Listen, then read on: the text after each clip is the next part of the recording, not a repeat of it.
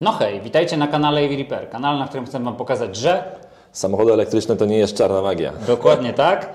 Dzisiaj u mnie Norbert Cala z portalu Techlove. Witaj Norbert. Siemeczka. Cieszę się, że dzisiaj trafiłeś, bo mamy mega dużo ciekawych rzeczy w elektromobilności, ale zaczniemy jak zawsze od pytań standardowych. Czyli pierwsze pytanie, dlaczego, kiedy i gdzie znalazłeś się w elektromobilności? No wiesz co, ja generalnie z technologicznego świadka jestem i tak naprawdę to był taki jakiś, zaczęły się chyba 2016-17 rok, tamte rejony, gdzie nagle te samochody stawały się coraz bardziej technologiczne i tak naprawdę w samochodach coraz większe liczył się soft i oprogramowanie, a nie silnik i nie wiem, i 4 koła. Generalnie stamtąd mnie przywiała ta technologia do samochodów. No a jako, że samochody elektryczne są już zupełnie takie technologiczne, no to tam wsiąkłem w te samochody. Pierwszym samochodem elektrycznym, którym jeździłem, był BMW i3. i3. No Tak. to wiele osób chyba zaczynało. Czy wiele osób miało pierwszą styczność właśnie albo z BMW i3, albo z trojaczkami, albo z Nissanem Leafem. Tak, dokładnie tak. To chyba już taka standardowa sytuacja, aczkolwiek wszystkie te samochody nadal istnieją w motoryzacji, to jest bardzo ciekawe. Bardzo ciekawe i w ogóle i3 to jest samochód, który jest ponadczasowy. Mam wrażenie, że ten samochód się w ogóle nie zestarzał, że gdyby dzisiaj BMW włożyło mu inną baterię do środka i trochę poprawiło może infotainment, bo on był taki ubogi tam, no to mogło spokojnie go sprzedawać i byli klienci. Pełna zgoda. Mi się też wnętrze samochodu bardzo podoba i ono było na tamte czasy futurystyczne. Było, ciągle jest, wiesz, ciągle wsiadasz z tego samochodu, mówisz, kurde, ten samochód jest super nowoczesny i bardzo fajny. Tak. Dobrze. I teraz, czyli Twoim pierwszym samochodem było BMW i3 czy coś innego? Takim pierwszym własnym samochodem to nie, to była Tesla trójka. Tesla trójka, tak. Ale BMW i3 bardzo długo jeździłem tymi samochodami, testowałem, sporo czasu, było kiedyś taki car sharing, InnoGo w Warszawie, samochodami właśnie BMW-kami i3 i bardzo długo z nich korzystałem, miałem jakieś tam współpracę z nimi, więc dużo jeździłem tym i3. Dobrze, pojechałem nawet w 2016 to było, pojechałem i3 nad morze z Polski i faktycznie jechałem tak standardowo 2 dni, ale to dlatego, że po drodze nie było żadnej ładowarki DC. To kurczę, musiało być dawno temu. Ja tak utknąłem Nissanem Leafem też jechałem 11 godzin z Warszawy do Szczecina. No dobrze Norbert, i teraz też każdemu staram się zadawać takie pytanie o taką najciekawszą przygodę związaną z elektromobilnością. Raczej bym kierował się w stronę tych takich, wiesz, pierwocin. Czyli właśnie typu coś takiego jak te 2 dni podróży lub coś innego, może jeszcze ciekawszego związanego z samochodami elektrycznymi. No wiesz co, no to faktycznie takie 2 dni podróży to było dość ciekawe. Ja mam wrażenie, że taki bardzo fajną rzecz, którą zrobiliśmy, to przymierzaliśmy razem wtedy z Dagmarą Kowalską, robiliśmy taki event dla Mercedesa, pobijaliśmy rekord ilości kilometrów przejechanych samochodem elektrycznym w 24 godziny i wtedy przejechaliśmy ponad 2100 kilometrów, pojechaliśmy z Warszawy do Muzeum Mercedesa do Stuttgartu i wróciliśmy w ciągu 24 godzin do Warszawy, tak żeby pokazać, że jak bardzo dużo potrafimy robić kilometrów samochodem elektrycznym 24 godziny i chcieliśmy w ogóle wpisać to do Księgi Rekordów Guinnessa i było wszystko przygotowane po to, żeby to zrobić i generalnie w sumie to zrobiliśmy. Ale odmówiono nam wpisu do księgi, ponieważ robiliśmy to na drogach publicznych, a rekordy związane z prędkością nie mogło się odbywać na rekordach publicznych. Ale do tej pory chyba nikt nie wpisał się do tej księgi rekordów właśnie przez to. Czyli jest jeszcze szansa. Tak. Bardzo często się zdarza, z tego co czytałem, jakieś tam właśnie opracowania, czy tam chyba wspomnienia różnych ludzi, że rekordy Guinnessa nie są wpisywane właśnie ze względu na to, że są uchybienia formalne. Zgadza się, tam bardzo duże. My robiliśmy całą dokumentację tego. My nawet pokazaliśmy, bo mieliśmy ścieżkę z GPS-u zgraną z samochodu i pokazaliśmy, że my ani razu nie przekroczyliśmy prędkości, a i tak nas nie wpisali. Bywa. Norbert, może jeżeli chodzi o te sprawy związane z przygodami z elektromobilnością, zakończymy teraz, bo no nie ukrywam i chyba Ty też to widzisz, że bardzo dużo się dzieje ostatnio w świecie elektromobilności i ogólnie w świecie takiej dużej geopolityki i cholera będzie patrzeć. No wiesz co, jak to chińskie przysłowie, obyś żył w ciekawych czasach, tak? No to czasy są na pewno bardzo ciekawe. Ja naprawdę mam codziennie jakieś rozmowy na X-ie czy gdzie ludzie mówią do mnie, że no to Tesla to taka straszna, bo ten Elon to taki straszny, jak się nie wstydzisz tym samochodem jeździć i w ogóle, no prawda, tutaj nawet mi kolega proponował, że może mi, jakbym chciał porobić sobie jakieś zasięgi w sieci, to może mi swastykę namalować zmywalnym sprayem na samochodzie. Ale wiesz co, ja Ci powiem tutaj jedną rzecz, bo tak jak ogólnie zjawisko hejtu w internecie mocno się rozlewa, ale w tej takiej rzeczywistości to ja nie spotkałem jeszcze nikogo, kto miałby z tym problem. W sensie nie spotkałem nikogo, kto by w realu miał problem z podejściem do Ilona Muska i z tym malowaniem swastyk. Nikogo takiego nie spotkałem. No wiesz co, do mnie taka koleżanka, której poleciłem w ogóle kiedyś Tesla i jeździ modelem Y, no napisała do mnie, właśnie wysłałem mi ostatnio zdjęcie z tą taką słynną naklejką. Kupiłem ten samochód zanim Elon stał się wariatem. No i się zapytała mnie, czy je załatwię taką naklejkę. I to było chyba tylko jedyne. Mam wrażenie, że to obchodzi bardzo mało ludzi, że my to słyszymy bardzo mocno, bo jesteśmy w środku tego świadka, ale generalnie na zewnątrz, nie wiem, widziałeś wczoraj czy przedwczoraj były odbiory pierwszych nowych Y-ów w Warszawie. Tam był tłum ludzi, odbiera te samochody i taki sam jak przy poprzednim Y, więc mam wrażenie, że to jest takie... No pewnie Elon nie jest najmądrzejszym tutaj, nie zachowuje się najmądrzej z naszego punktu widzenia oczywiście, bo pewnie ze swojego albo punktu widzenia kogoś, kto mieszka w Stanach i popiera Trumpa, to wręcz odwrotnie jest. Znaczy jest tu pewien shift, wiesz co, jak już sobie tak rozmawiamy, to pójdźmy trochę głębiej, no bo generalnie Elon Musk swego czasu był ulubieńcem, nazwijmy to, lewej strony politycznej, tak nie definiując za bardzo szczegółowo, a w tej chwili to jest gigantyczny shift. Więc myślę, że wielu ludzi czuje się trochę rozgoryczonych albo, nie wiem, zdradzonych, mocne słowo. Ja mam wrażenie, że dla Elona najbardziej się liczą interesy i to co on chce osiągnąć. Czyli on chce, wiesz, polecieć na Marsa, chce zrobić, nie wiem, zelektryfikować, właśnie chciał Teslą świat. I mam wrażenie, że on po prostu trochę idzie po trupach, że tam, gdzie mu dobrze jest, to bo tam się jego interesy zgadzają, to on tam idzie po prostu. Ale widzisz, bo ja oczywiście jestem troszeczkę tego zdania co ty, że Tesla i tak będzie sprzedawać dużo Junipera i to się nie zmieni. I tak naprawdę poglądy polityczne nie będą miały dużego wpływu na zakupy i myślę, że Tesla odpracuje te wyniki, bo Tesla miała spadek sprzedaży, on był związany z tym, że... tego, że nie mieli najbardziej popularnego samochodu, nie mieli w ofercie po prostu. Dokładnie tak.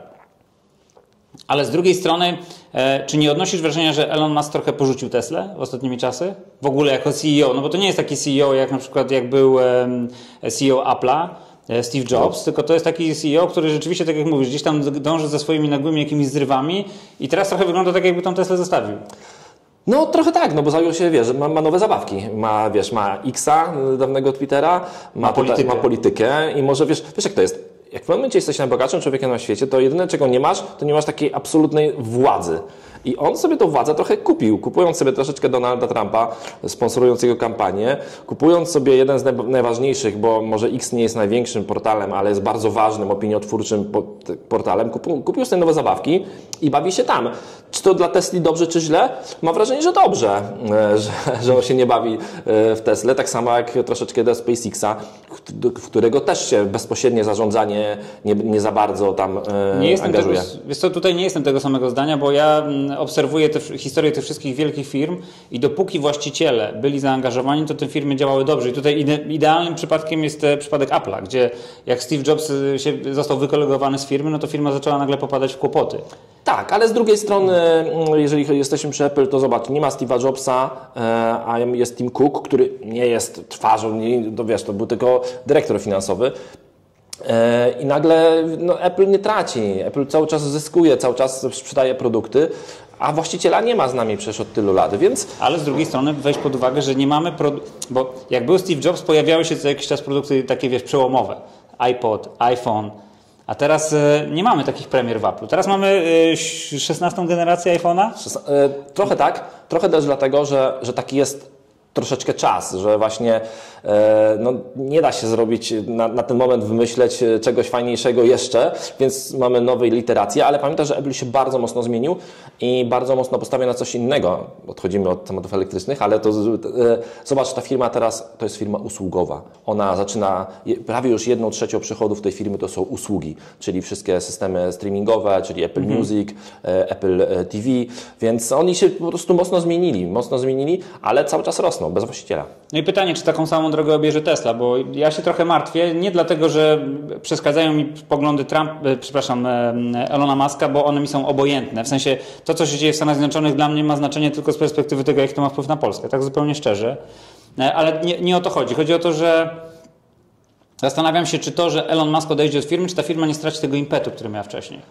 Znaczy, na pewno brakuje premier w tej firmie, bo tak naprawdę, zobacz, mamy Tesla sprzedaje 2 samochody, bo tak naprawdę pomijamy S-kę, pomijamy X-a, bo to się stały samochody już takie legacy prawie, że nie ma. No. Dokładnie tak, sprzedaje 2 samochody, trójkę i Y i to nie są najnowsze samochody, to nie są samochody, które wyznaczają jakiś poziom, wiesz, nie masz 800V instalacji, masz ciągle dość małe baterie. Okej, te samochody ciągle są bardzo efektywne, bardzo dobrze, mało zużywają energii. Okej. Norbert, to Ci wejdę w słowo, bo zobacz, Apple tak naprawdę też w sumie niczego nowego nie wyznaczył. Te telefony są delikatnie upgrade'owane, ale w takiej bezwzględnym porównaniu hardware'owym Apple'a do chińskich konkurencyjnych telefonów czy do Samsunga, to ten telefon nie jest lepszy. On wygrywa tym, że to jest, wiesz, ekosystem. Tak, że ten telefon I Tesla też jest ekosystemem. Może to, wiesz... Trochę tak, ale nie uważasz, że brakuje jeszcze jakiegoś jednego przynajmniej samochodu w tej gamie, tego, nie wiem, modelu Tesla 2, czy jak ona tam będzie nazywała, która może się pojawić w tym roku. Mam wrażenie, że trochę brakuje tutaj oferty. Znaczy ja troszeczkę też się zastanawiam, co to się wydarzyło, wiesz, w ostatnim czasie, kiedy pojawił się Cybertruck, kiedy pojawił się Cybercab, kiedy ta premiera Cybercuba to już wyglądała na mocno naciąganą, w sensie to był taki produkt nieskończony, który został pokazany. Ciągle brakuje mi Roadstera i tak naprawdę wygląda na to, że Tesla idzie w produkt masowy jednak. Tak, oczywiście. I bardzo dobrze. I w sumie to bardzo dobrze, że idzie w produkt masowy, no bo na masowym produkcie się najlepiej zarabia tak naprawdę, jeżeli sprzedajesz ogromne tego ilości. Tylko właśnie brakuje mi tam jeszcze jakiegoś samochodu, pewnie jednego w gamie. No i brakuje mi właśnie, wiesz, jakiegoś przeskoczenia. Mam wrażenie, że Tesla będzie musiała się za chwileczkę zmierzyć z tym, że to oni już nie będą wyznaczali tego, wiesz, kierunku, gdzie ta elektromobilność idzie, bo wejdą tutaj Chińczycy. Myślisz, że Chińczycy będą wyznaczać kierunek? Ja tego nie widzę. Szczerze mówiąc, obserwuję te chińskie samochody. Oczywiście jest dużo buńczucznych zapowiedzi. Są flagowe modele Hero, które skaczą, latają i wiesz, pływają pod wodą. Tak, do niczego nie ale potrzebne. taki rzeczywisty produkt, który dotykasz, to on nie jest doskonały. Jest daleko mu do tego. Tak, oczywiście, ale zobacz, jak oni szybko ten czas nadrobili. Ja też uważam, że tam nie jest doskonały. Ja nawet ostatnio gdzieś o tym pisałem, bo wszyscy porównują, zobacz, to samo było kiedyś z Kiją i Hyundaiem. Oni też się nie liczyli, a teraz są ważni gracze. Mam wrażenie, że Kia i Hyundai dali nam więcej niż na ten moment dają nam Chińczycy, bo chociażby jak nie było Kia i Hyundai w Polsce, na rynku w ogóle europejskim, to mieliśmy w cudzysłowie gwarancję do bramy i się nie znamy. Tam miałeś 2 lata gwarancji na samochód to w maksie. Tak, oni zmienili bardzo dużo w tym. Oni wszyscy powiedzieli 5 lat albo 7 lat i w ogóle. I okej, tam pewnie jest dużo wykluczeń, ale generalnie zmienili ten taki obraz trochę. Marek chińskich jest na ten moment, mam wrażenie, trochę za dużo. Tak. One muszą się wykruszyć. Ostatnio była tam, już nie pamiętam jaka to była marka, ale było tak słynna, jakaś jedna z małych chińskich marek. Firma padła, więc przestało świadczyć usługi. Serwery zostały wyłączone i nagle w samochodach połowę infotainmentu znikło. Seres? Może nie. Nie, to nie było Seres, nie, bo znikło połowa infotainmentu, ponieważ ten infotainment korzystał z serwerów. No i mam wrażenie, że to zacznie się trochę tak, że będziemy patrzyli w samochodach nie tylko na to właśnie, jak one są wykonane, tylko coraz bardziej będziemy patrzyli na oprogramowanie, będziemy patrzyli na soft. Tutaj Tesla ciągle ma na pewno przewagę technologiczną, ale ci Chińczycy będą gonili. Zobaczysz, oni bardzo szybko dogonią. Znaczy, bo ja ostatnio czytałem też takie opracowania, że Chińczycy wbrew pozorom nie są tak bardzo innowacyjni. Czytałem informacje na temat tego, że oni robią dużą ilość publikacji naukowych, ale na zasadzie publikowania opracowań na podstawie swoich własnych opracowań. Jakby multiplikują ilość publikacji, natomiast w rzeczywistości nie są tak innowacyjni i to potwierdza moje doświadczenie, bo ja dosyć długo współpracowałem z Chińczykami, bywałem w Chinach i na przykład na uniwersytecie w Pekinie jest taki wydział, który nie nazywa się inżynieria, tylko nazywa się reverse engineering. Okay. I oni się zajmują tylko i wyłącznie rozkładaniem i jakby poznawaniem, jak działają inne produkty, więc to też ma, wiesz, oni żyją w środowisku trochę innym, mniej wolnym i myślę, że u nich problemem może być takie wolne myślenie, czyli nie wolne, powolne, tylko wolność myślenia. Jest to z jednej strony oczywiście tak, a mam takiego kolegę, który przez długi czas był menadżerem w dużym niemieckim koncernie motoryzacyjnym. Teraz pracuje dla chińskiego koncernu motoryzacyjnego i mówił mi, że generalnie to jest tak, że na ten moment to Chińczycy szybciej wprowadzają innowacje niż Niemcy odpisują na maile, jak pracował. Więc mówi, że naprawdę widać tam, że widać tam bardzo szybki postęp, że tam się bardzo szybko dzieją rzeczy. Niektóre są bez sensu, ale no, dużo rzeczy wychodzi porządnych. No zobacz chociażby Teraz pojawia się informacja, chyba wczoraj czy przedwczoraj, że Volvo, czyli marka, która faktycznie technologicznie gdzieś tam jest zakorzeniona już w Chinach mocno, zamierza stosować nawet w samochodach ze średniej półki instalacje 800V. No, tak, to jest jakaś ucieczka do przodu. To nie jest przełomowe. To jest 800V instalacja jest z nami od jakiegoś czasu. Tesla z jakiegoś powodu w nią nie wchodzi, tak naprawdę dopiero w Cybertrucku ją mamy. Też jest dla mnie to zastanawiające. Z drugiej strony rozmawiałem z kimś, kto tłumaczył mi to na przykład, dlaczego Tesla w ogóle nie udostępnia tego, wiesz, V2G. A ja tak, no to dlatego, że jest tam... Żeby nie rozprowadzać tego prądu, który jest za darmo i tak dalej, tak. więc tutaj może mieć to sens, aczkolwiek z drugiej strony cholernie tego brakuje, nie? Cholernie tego brakuje, a też patrząc tak w ogóle systemowo. Zobacz, mamy tu Tesla, gdzie w ogóle nie ma V2G, jakieś tam przystawki są, które pozwalają na to. Ale to jest nielegalne. Nielegalne, oczywiście. No ale trochę dlatego, żeby właśnie nie handlować, nie wozić prądu. A z drugiej strony, nie wiem, teraz czytałem o takiej ofercie, którą Renault zaproponowało razem z Renault 5 swoim nowym klientom we Francji, gdzie w połączeniu z pewnym koncernem energetycznym, jak kupujesz Renault 5, podpinasz sobie do prądu, to koncern płaci Ci za czas, kiedy samochód jest podpięty do prądu, ponieważ oni wykorzystują wtedy część Twojej baterii do stabilizowania systemu energetycznego. Zobacz, gdzie my jesteśmy tu, a tu znowu mamy to...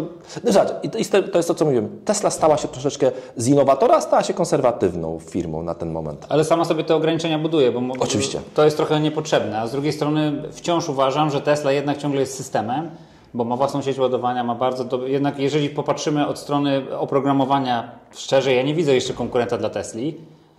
Nie ma, a samochód jest wzorowy. Ja nie chcę powiedzieć, że jest najlepszy, idealny, bo w każdym z samochodów chińskich znajdziesz jakieś lepsze rzeczy, tak jak w telefonie chińskim znajdziesz dużo więcej lepszych rzeczy niż w iPhone'ie, ale to jest wzorowy, dobrze wykonany samochód. Brakuje mu tego cholernego V2G, brakuje mu 800V. Zgadza się. Ja też ostatnio mocno myślę, bo zbliża mi się okres, że będę musiał zmienić jeden z samochodów, a mam 2 Tesla na ten moment i zastanawiam się nad... No mówię, coś innego. Jednak bym chciał coś innego. I to też... To poczekaj. Bo tutaj chciałem przejść do drugiego tematu, bo mamy tych chińskich marek teraz 16 na polskim rynku, będzie dużo więcej.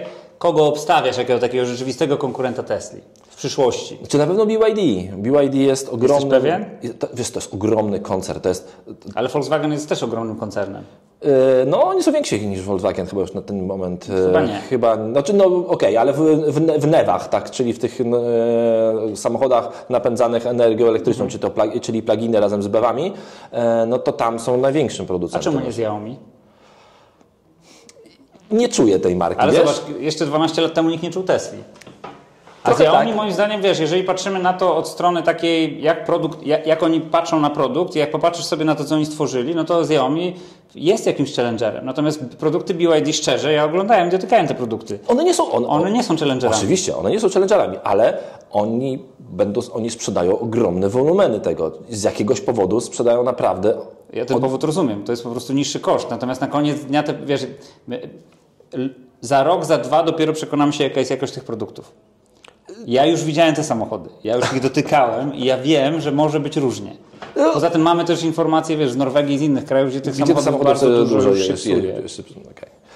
Nie wiem, mam wrażenie, że BYD na pewno jest rozpędzony. Xiaomi na ten moment, myślę, że za wcześnie tam mówić o tym, czy im się uda. Mają 2 modele, w sumie jeden.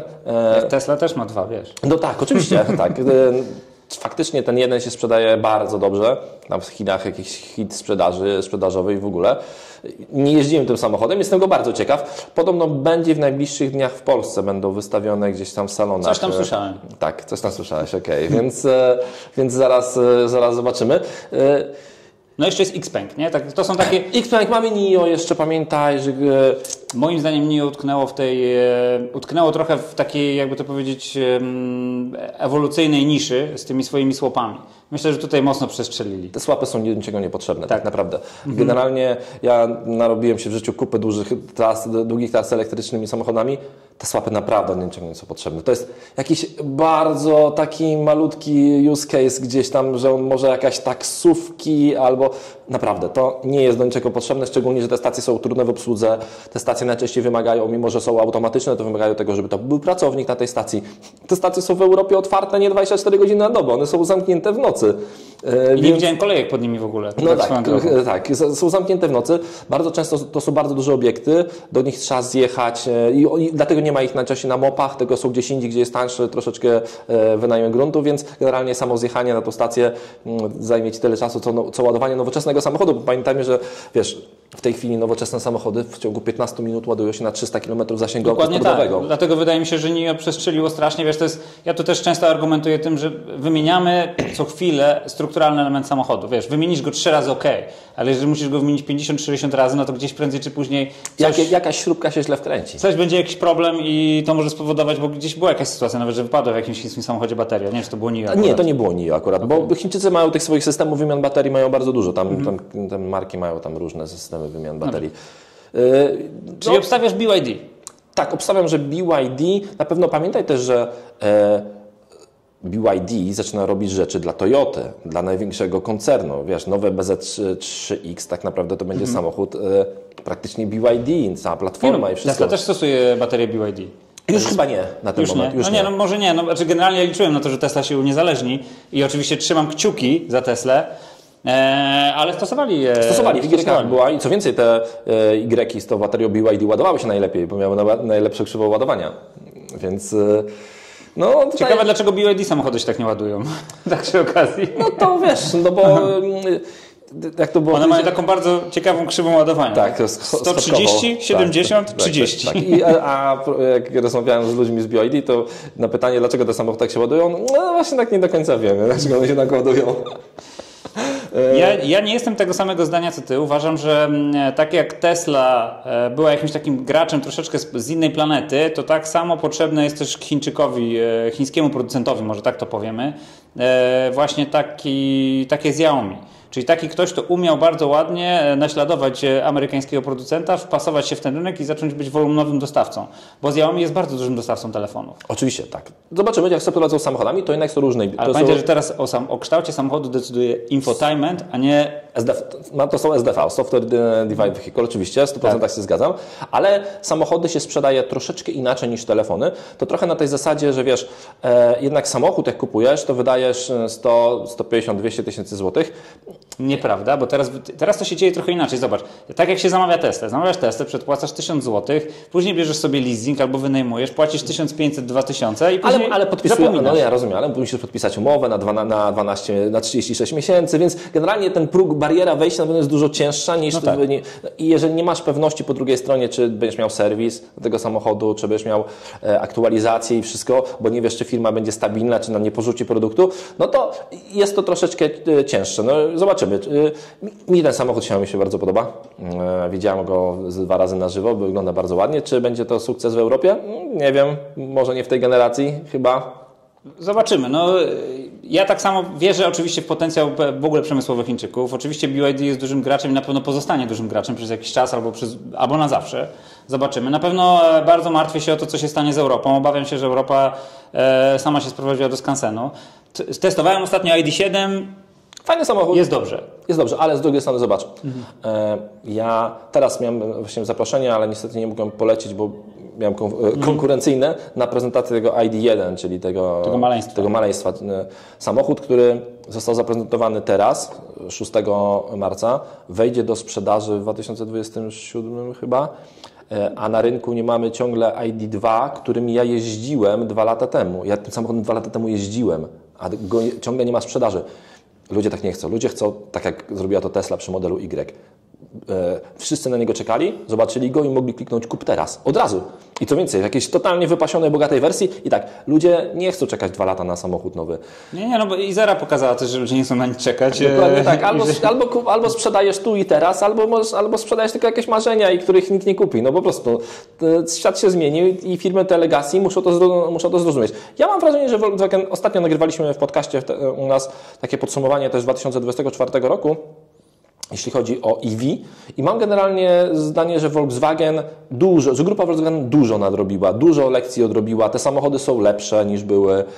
Samochody w końcu nie mają jakoś dużo problemu z softem, dużo mniej. A jesteśmy znowu przed kolejnym krokiem, bo pamiętajmy, że Volkswagen kupił pakiet kontrolny Riviana i adaptuje infotainment i adaptuje całą elektronikę z Riviana do swoich samochodów. Więc za rok czasu będziemy mieli pewnie, na pierwsze będzie Audi Q6 z bebechami od Riviana. To może być ciekawe, ale moim zdaniem tak naprawdę jak patrzę na to, jak się to odbywało w innych branżach, to raczej spodziewałbym się tego, że Niemcy czy Francuzi zaczną się łączyć bardziej z Chińczykami. I tu się pojawią jakieś, tak jak to się stało w sytuacji Volvo, Chińczycy mają duży apetyt do tego, żeby przejmować istniejące marki.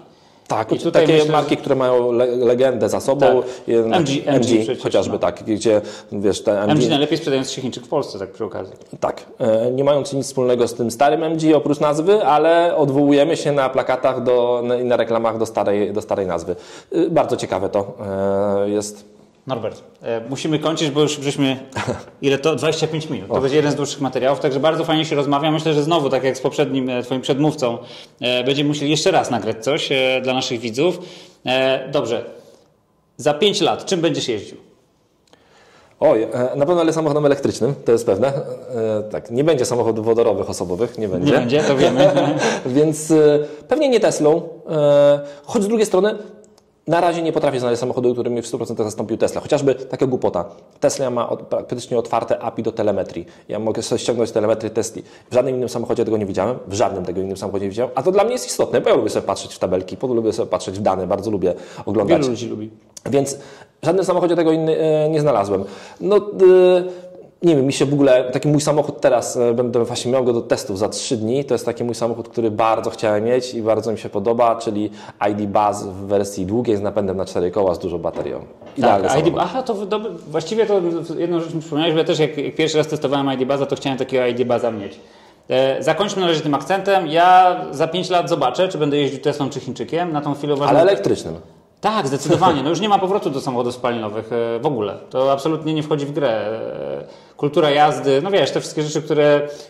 Każdy, kto się przesiądzie, to też do tych widzów, którzy nie mają jeszcze samochodów elektrycznych, każdy, kto się przesiądzie na elektryka, wtedy doskonale zrozumie, dlaczego samochody spalinowe nie mają sensu, a dodatkowo samochody elektryczne tak tanieją, że zaraz będą dużo tańsze od spalinowych. I co więcej, ja mam takie fajne zdanie, może być na koniec, ja zawsze mówię, że samochody elektryczne zdemokratyzowały moc. Kiedyś jak chciałeś mieć 600 koni w samochodzie, to musiałeś iść w hypercary za grube miliony złotych, a teraz idziesz do Kii i kupujesz Kię i6 GT albo Hyundai Ioniqa 5N, płacisz za nie niecałe 300 000 i masz 600 koni w samochodzie.